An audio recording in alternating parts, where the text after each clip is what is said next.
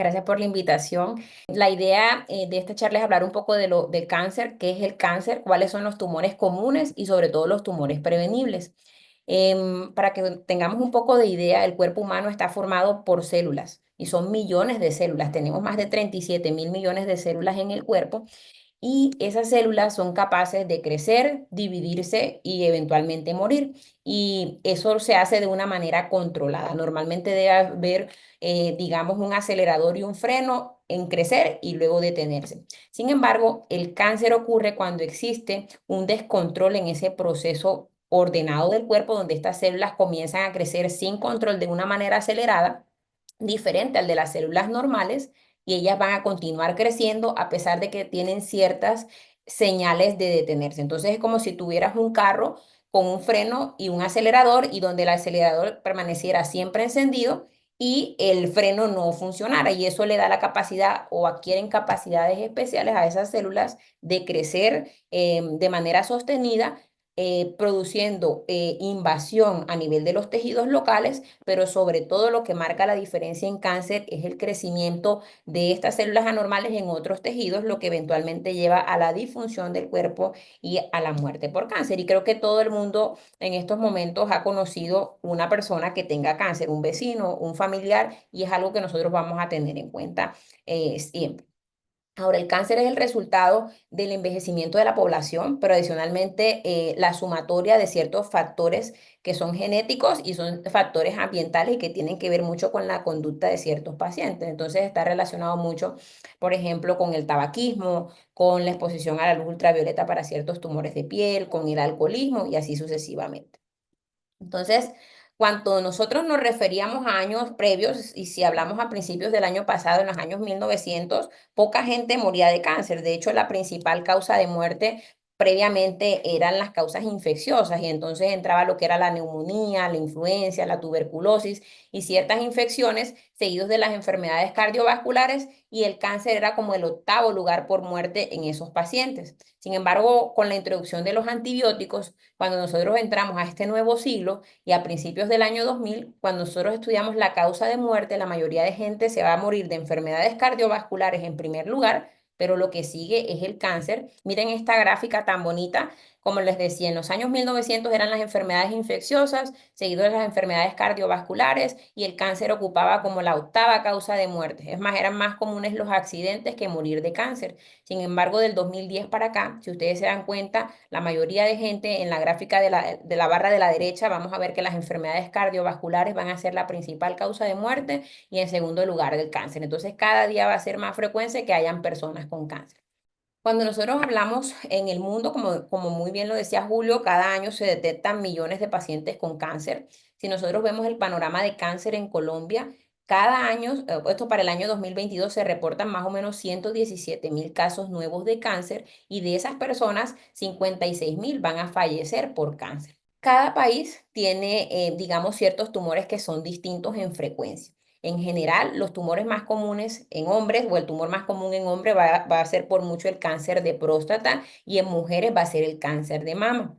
En Colombia, esos dos tumores ocupan el primer lugar, seguido del cáncer de colorectal y el cáncer de estómago, pero realmente nosotros podemos tener o desarrollar un tumor canceroso en cualquier parte del cuerpo, y la idea de pronto no es vivir uno siempre asustado, sino tener ciertos, digamos, datos claves en los cuales nosotros debemos sospechar y acudir nosotros a una valoración. Y sobre todo, estos tres primeros tumores son tumores que son prevenibles, que si detectan de una manera temprana son completamente curables. Eso no aplica para todos, porque en su mayoría hay muchos tumores que no producen síntomas de manera temprana, y cuando el paciente llega, casi unánimemente se van a encontrar de una etapa avanzada donde el tratamiento va a ser dirigido al control.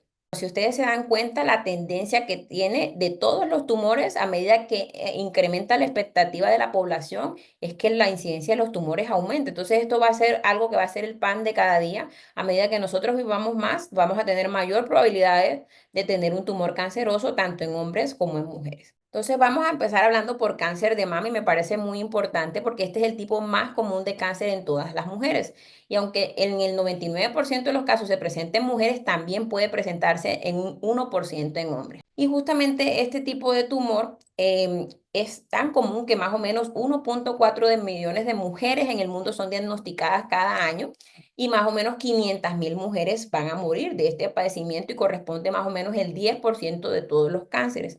Y si bien, digamos, los desenlaces han mejorado porque cada día se detectan de manera más temprana por el uso de estrategias de tamizaje y porque cada día tenemos tratamientos, es importante que nosotras estemos concientizadas que esta es una realidad que cada día va a tocar nuestras puertas. En Estados Unidos, como les decía, primer lugar, y si ustedes se dan cuenta, en el mundo va a ser prácticamente el principal tumor en todos los lugares. Entonces, ¿por qué se produce el cáncer? Justamente porque estas células del tejido mamario normal comienzan a crecer de una manera descontrolada y esto puede ocurrir en su mayoría en un seno, pero puede ocurrir en ambos.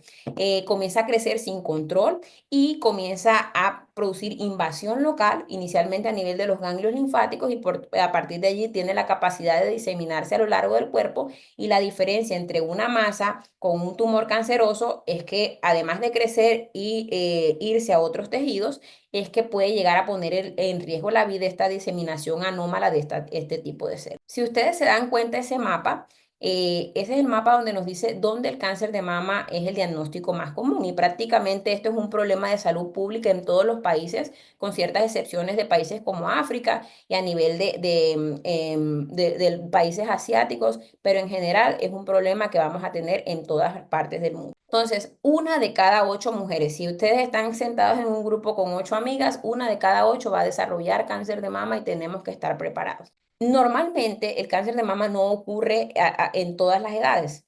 Si bien es cierto, puede ocurrir en cualquier edad, es una enfermedad que se dice que es más de mujeres posmenopáusicas, es decir, la incidencia va a aumentar a partir de los 45 o 55 años. De hecho, la edad promedio de este tipo de tumores en general son los 60 años. La década de los 60 años es una década compleja porque comienzan a aumentar la incidencia de la mayoría de los tumores.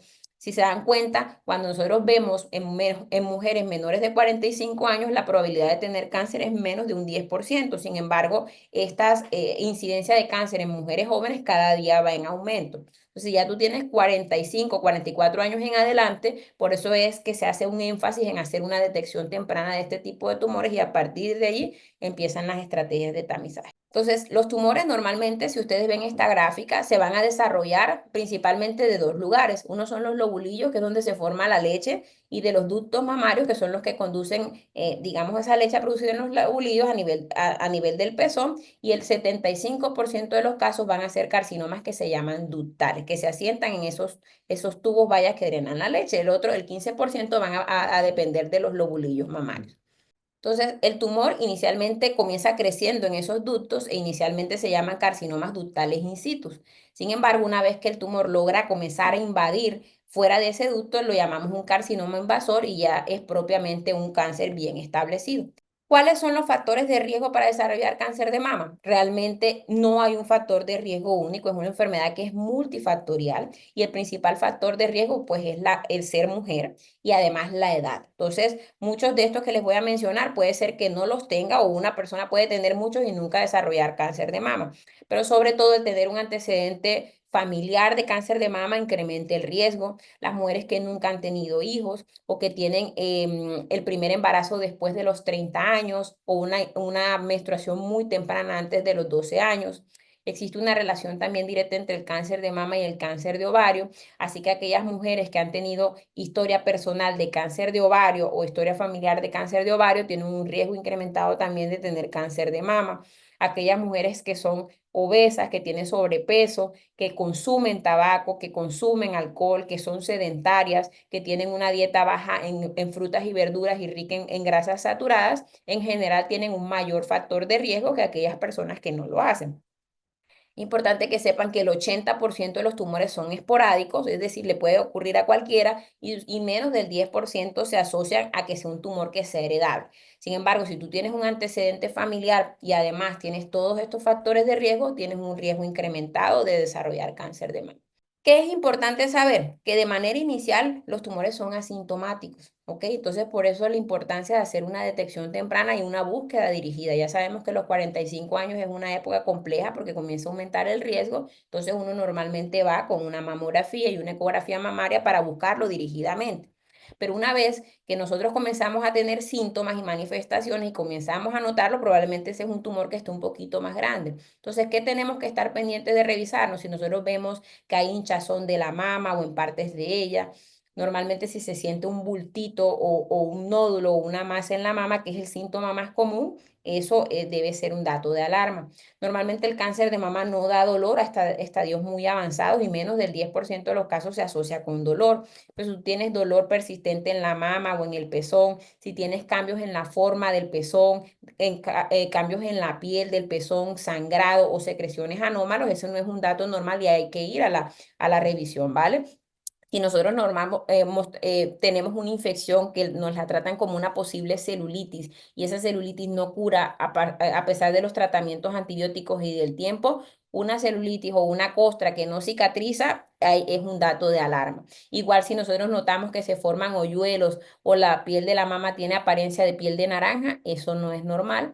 La presencia también de ganglios a nivel de la zona de la axila y en la parte superior de las clavículas tampoco es normal y eso nos debe obligar a ir a una valoración lo antes posible. Y digamos que síntomas más avanzados pueden incluir pérdida de peso, el paciente va a tener deterioro general, dolores óseos, episodios convulsivos, pero eso ya estamos hablando cuando la enfermedad ha tenido la capacidad de irse e invadir otros lugares. Entonces, como les decía, cuando ya el paciente tiene dolor, fracturas patológicas, comienza a ponerse amarillo, tiene datos de sangrado, tiene caídas o crisis convulsivas, ya no estamos hablando de una enfermedad localizada, sino una enfermedad que ha sido capaz de viajar a través de la sangre y a través de los ganglios y dar algo que se llama metástasis, que no es más que la siembra anormal de estas células y comienzan a crecer en el tejido al que llegan. ¿Qué es la importancia? Que el cáncer de mama es 100% prevenible y nosotros tenemos en nuestro sistema de salud, en nuestro puesto de salud más cercano, disponible hacer una mamografía. Entonces, ¿qué hacemos nosotros? Hacemos un estudio barato que se hace a toda la población y que es reproducible y que detecta a tiempo lesiones que son sospechosas. Entonces, la idea es detectar en etapas tempranas o enfermedades precancerosas en mujeres que son asintomáticas. Como les digo, un diagnóstico oportuno y temprano es igual a curación. Aquel paciente que ya se detecta en enfermedad metastásica, siempre existe tratamiento, pero en su mayoría, cuando ya es metastásico, lo que vamos a dar un enfoque es de control de enfermedad. Entonces, ¿en quiénes hacemos este tamizaje? Tengan en mente que a partir de los 40 años todas tenemos que regalarnos una mamografía y una ecografía mamaria, ¿ok? Sin embargo, cuando tenemos historia familiar de cáncer y tenemos mujeres en la familia que tienen cáncer mucho más temprano, esa edad puede ser incluso antes. Y normalmente son 10 años antes del primer familiar que está afectado. Entonces, si yo tengo una hermana que lo tuvo a los 40, no voy a empezar a los 40, probablemente voy a empezar a los 30 años. Y esto lo vamos a hacer nosotros de por vida hasta que la expectativa de vida de esa persona sea menos de 10 años. Entonces, si ya tienes 95 años, probablemente no necesites hacerte una mamografía, pero lo ideal es que se hagan intervalos de cada 1 o 2 años. La mamografía ha demostrado reducir la mortalidad por cáncer de mama en un 20% y no es más que una radiografía especial que se hace en mujeres asintomáticas buscando dirigidamente nódulos pequeños o en mujeres que ya tienen síntomas para hacer un diagnóstico. Y si ustedes se dan cuenta, ahí está la señora, le hacen una radiografía y vamos a poder ver la lesión que pueden ser en forma de calcificaciones, masas o asimetrías y se toma la muestra. Una vez que se detecta, digamos, el hallazgo anormal, normalmente se hace, te lo van a reportar en una escala que se llama BIRATS y eso te va a dar la probabilidad de que esa lesión sea benigna o que sea maligna. Normalmente cuando tú tienes una lesión que es BIRATS 4, 5 o 6, es altamente sospechosa de malignidad y normalmente ese paciente lo vamos a mandar a hacer una biopsia. Aquellas lesiones que nos las reportan entre 0 y 3, lo más probable es que sean benignas y la conducta casi siempre va a ser seguimiento. Una biopsia es un procedimiento que en general se hace ambulatorio, se hace dirigido por ecografía o un aparato que se llama estereotaxi, que justamente va a buscar esa lesión sospechosa, va a tomar una muestra y posteriormente el patólogo nos va a informar de que estamos ante un cáncer. Entonces, una vez que se detecta el cáncer, además de la mamografía y la ecografía, sigue la biopsia. Si hay un hallazgo alterado en la mamografía o en la ecografía, siempre hay que hacer la biopsia y hay que ir a buscar el resultado de esa biopsia. Y posteriormente, pues se realizarán estudios de extensión para nosotros buscar a dónde se ha ido ese tumor.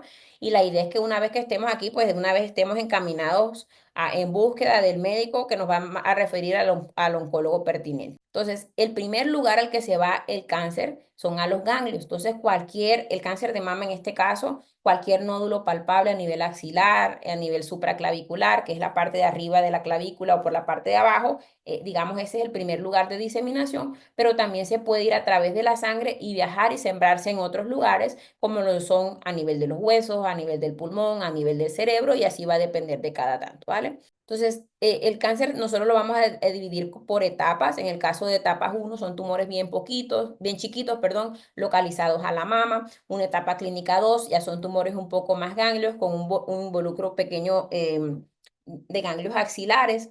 Etapa 3 hablamos que es una enfermedad localmente avanzada cuando el tumor es mucho más grande, mayor compromiso de la axila, pero no se ha ido a otros lugares. Y finalmente nosotros hablamos de una etapa 4 cuando la enfermedad ha hecho metástasis a otros órganos. Normalmente cuando uno habla de una etapa clínica 1 y 2, los tratamientos son con intención curativa. Cuando hablamos de una etapa clínica 4, lo hacemos con una intención netamente paliativa y es para controlar los síntomas, aunque eso no quiere decir que no haya tratamiento. Y cuando son etapas clínicas 3, son potencialmente curables, pero existe un alto riesgo de que esos pacientes progresen a una enfermedad metastásica.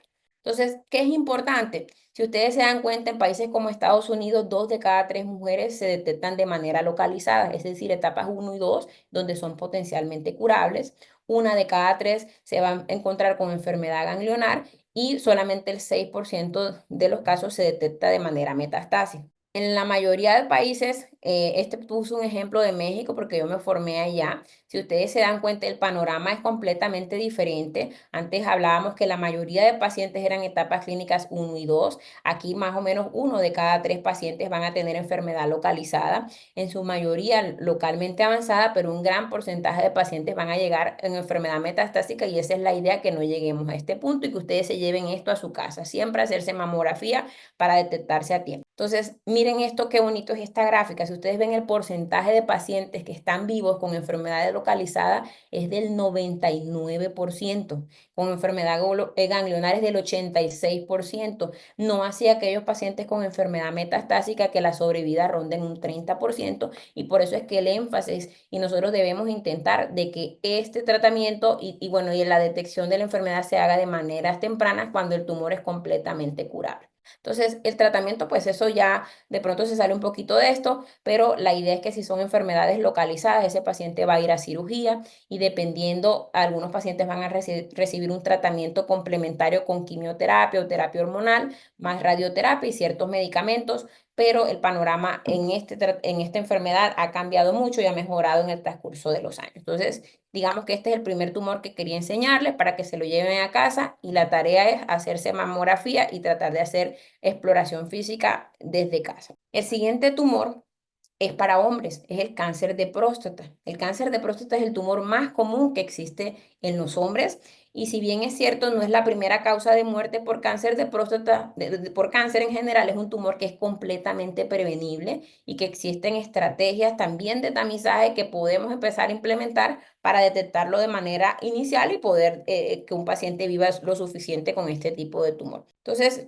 esto no lo voy a repetir tanto, pero la glándula prostática la tienen todos los hombres en la base de la vejiga y es un órgano que normalmente está allí como una ayuda para formar el líquido seminal en los hombres. Este tejido normalmente va creciendo a lo largo del tiempo y uno de cada 7 hombres, al igual que uno de cada 7 mujeres, puede llegar a desarrollar cáncer de próstata y va a afectar a millones de hombres en el mundo. Es el segundo tumor más común en hombres después de cáncer de pulmón, dependiendo de dónde lo leas. Entonces, no hay un factor de riesgo único. El principal factor de riesgo, al igual que para las mujeres, es ser hombre y sobre todo la edad avanzada. Son pacientes que son mayores de 60 años. Si ustedes se dan cuenta, el 80% o más ocurren en pacientes mayores de 60 años. Es muy poco común en los tumores en pacientes jóvenes.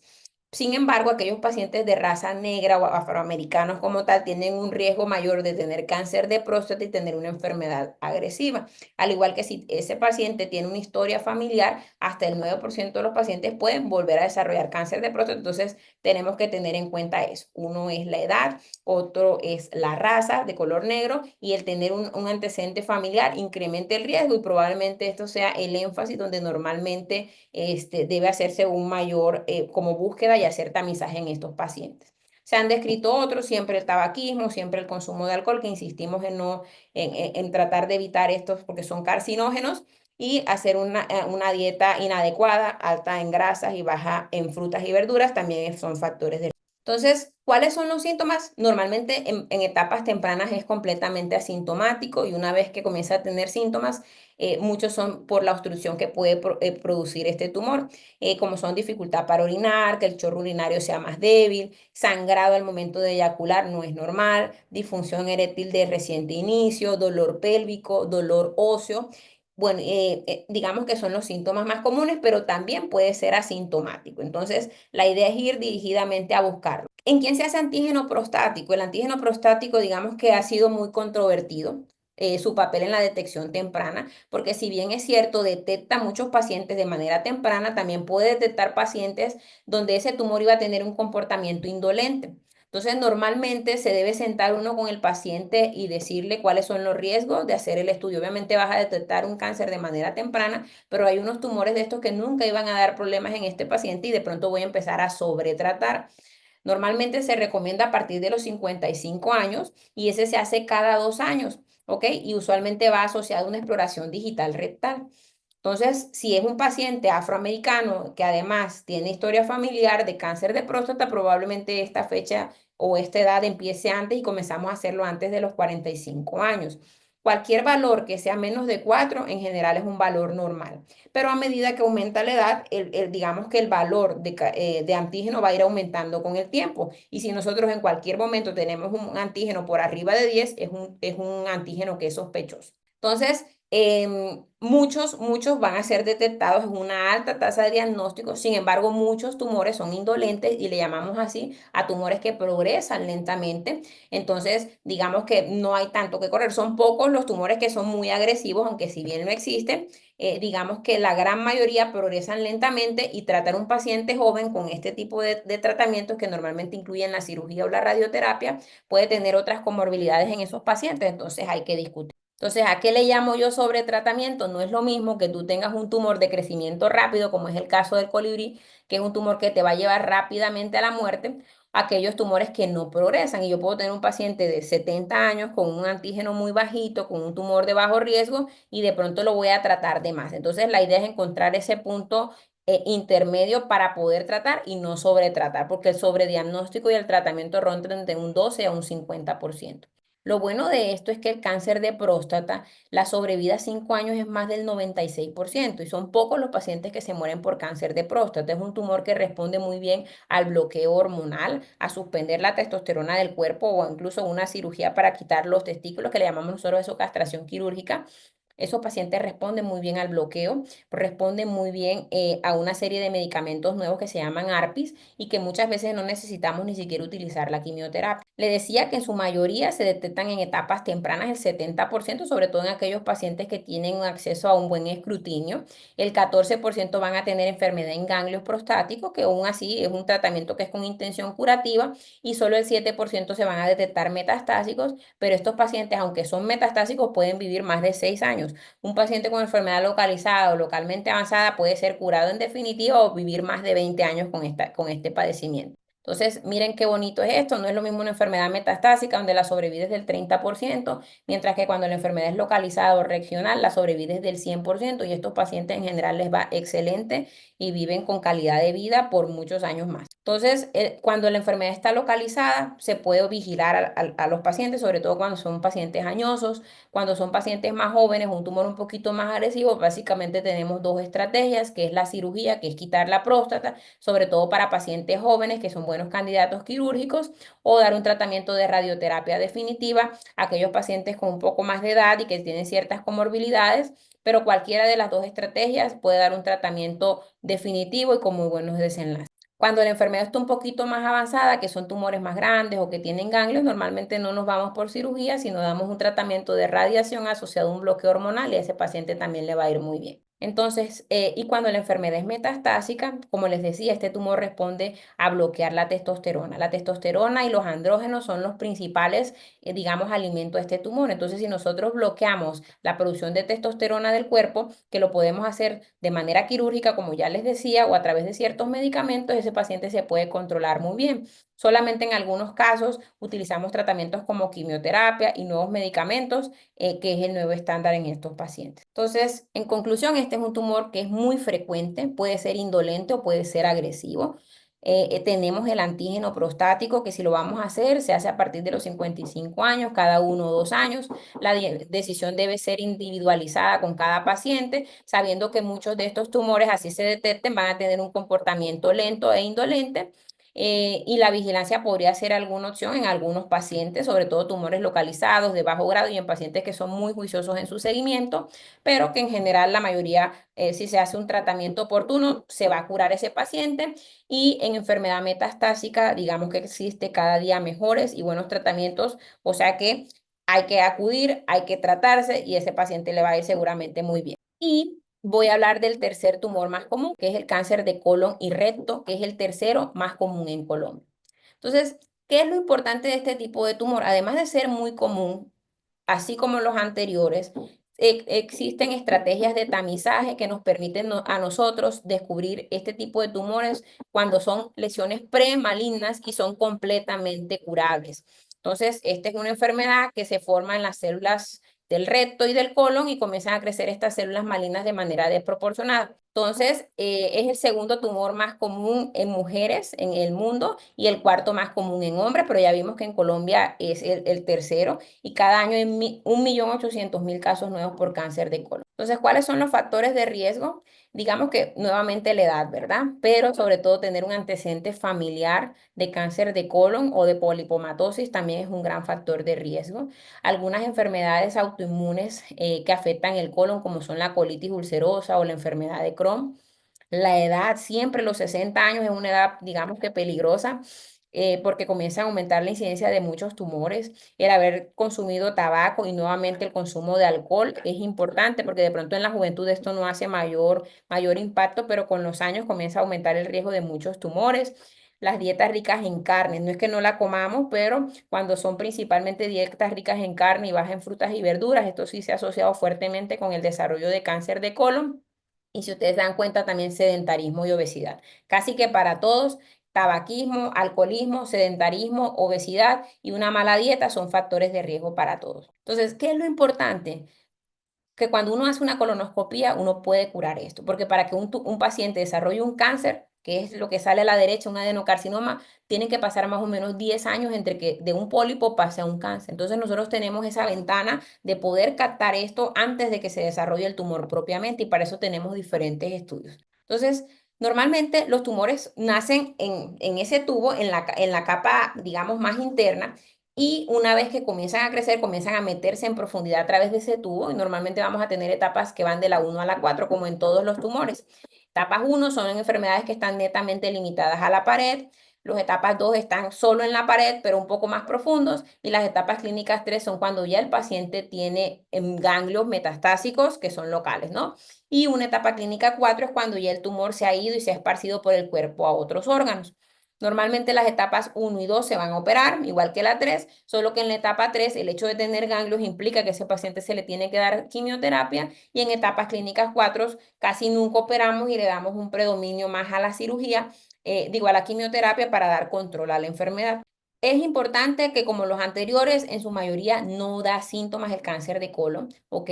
Pero cuando da síntomas y tenemos nosotros que estar muy pendientes son cambios en el hábito intestinal. Cualquier sangrado al evacuar no es normal. Un sangrado fresco o a veces no solamente sangrados frescos, sino sangre negra, sangre, que se ve como oscura, como si fuera brea, un color así muy oscuro y un mal olor. eso usualmente es sangre digerida y ese es un dato de alarma. La presencia de dolor al momento de evacuar, mucho cólico al evacuar, tener mucha debilidad y fatiga, anemia, una hemoglobina baja que no mejora a pesar de tratamiento, hay que pensar en cáncer de colon, el comenzar a perder peso, el cansancio, bueno, también el cambio en el hábito intestinal, un estreñimiento que es crónico, que nosotros veamos las heces y cada vez sean menores y que sean, digamos, disminuidas o asintadas. Eso no es normal y lo ideal es no llegar a que hayan síntomas, pero que si existen hay que ir. Entonces, nuevamente les dejo esta fotito. Estreñimiento persistente no es normal, igual que diarrea persistente no es normal. A partir de los 50 años hay que comenzar a evaluarse esto. El tener sangre en la materia fecal, el tener heces muy delgadas y acortadas o acintadas también es un factor de riesgo. La anemia, que no le encontramos la causa, no es normal tener anemia, siempre hay que encontrar cuál es la causa de la hemoglobina baja, el tener mucho dolor, el tener pérdida de peso, debilidad y fatiga generalizada, hay que buscar y una causa puede ser cáncer de colon. Entonces, la importancia del escrutinio, como yo les decía, es que nos permite reducir las muertes por esto. Entonces, si nosotros diagnosticamos a los pacientes que son asintomáticos, podemos dar un tratamiento menos agresivo y menos costoso. Si uno quita un pólipo no es cáncer y ese paciente lo vamos a curar. Pero si detectamos, hombre, ya llegó el cáncer, si está en una etapa 1 o 2, ese paciente nosotros le vamos a dar un tratamiento con una intención netamente curativa. Entonces, todas las personas, quiero que se lo lleven, mayores de 50 años, a partir de los 50 años, deben regalarse una colonoscopia, ¿ok? Eso ya está bien descrito en la Sociedad Americana de Oncología, también la Sociedad Europea de Oncología.